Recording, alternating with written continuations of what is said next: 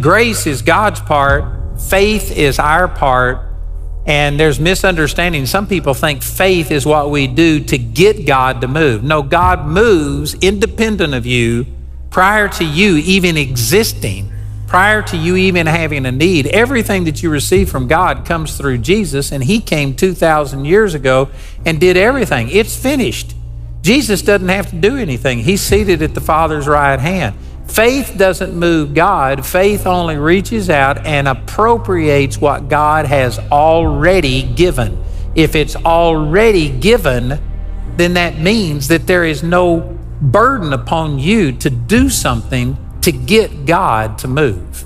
Most people they know that God is all powerful, that He can do anything. They just don't believe He has done anything. They believe He will only move in response to us. And that is completely wrong. Our faith should be in response to Him, not Him responding to us. And you can tell this is an oversimplification, but I don't mean this critical, but if you think that God is responding to you in what you're doing, you're religious. Rest doesn't mean that you're on vacation and you never do anything. We all have to work and deal with challenges and interact with different people, but we're supposed to do it from a place of peace, not stressed out, worried, and fighting everything that we don't like. Hebrews 4 tells us to enter into the rest of God.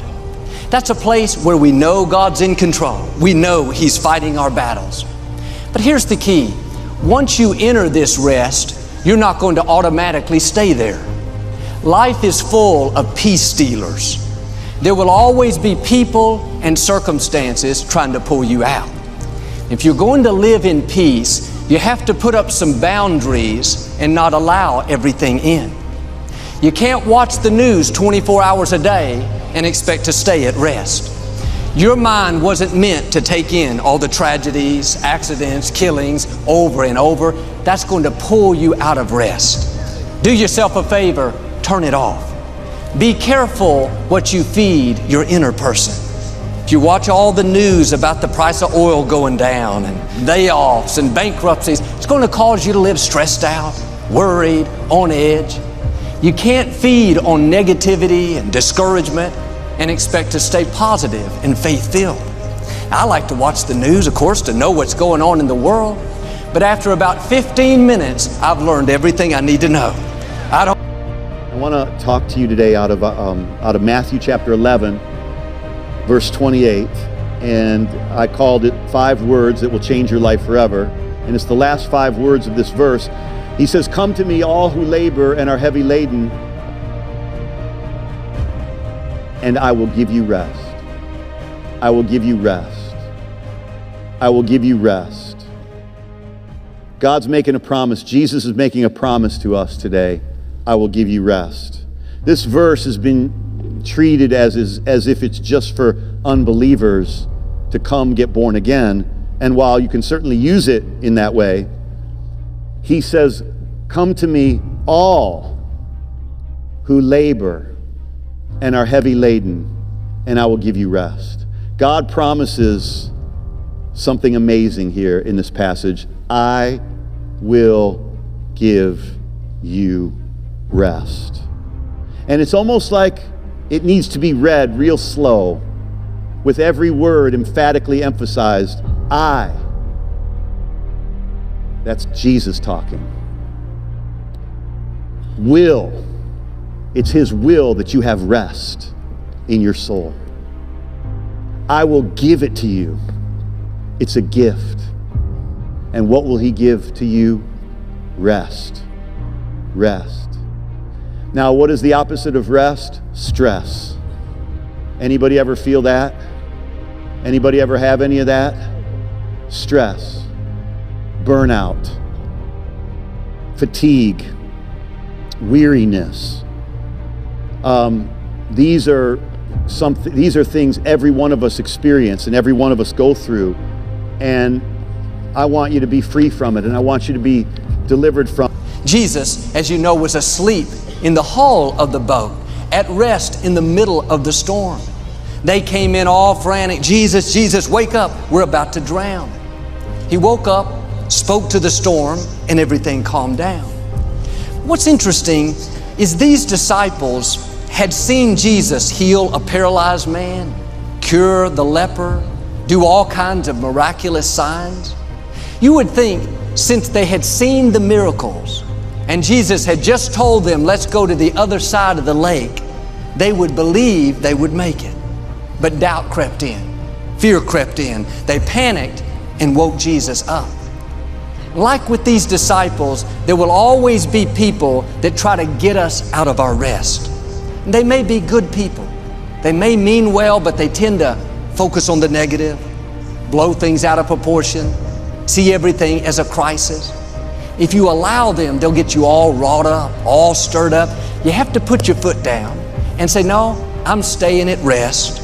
Don't wake me up with your worry. Don't wake me up with your fear. Don't wake me up with your doubt.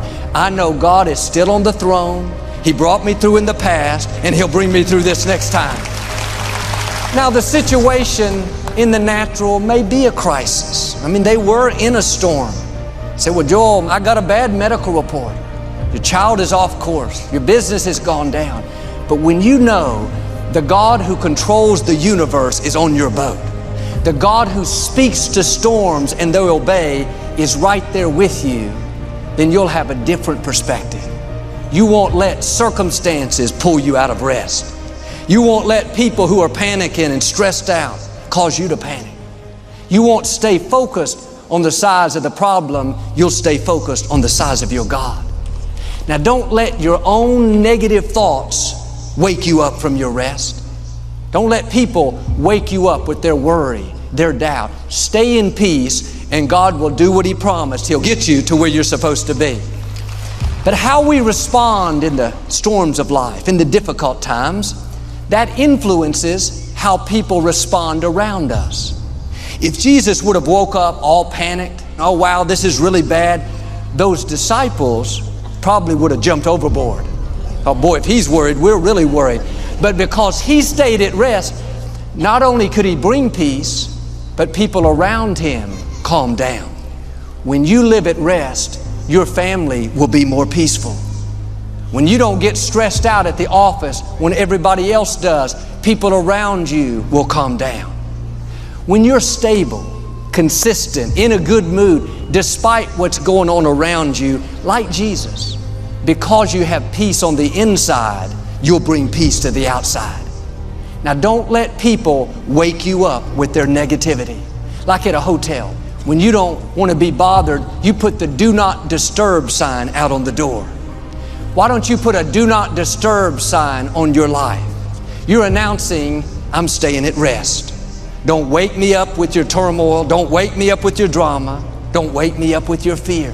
Tell those peace stealers, look at the sign on the door, do not disturb. I have entered into the rest of God. In your spirit, you are identical to Jesus. 1 John chapter 4, verse 17 says that herein is our love made perfect, that we may have boldness in the day of judgment, because as He is, speaking of Jesus, so are we in this world.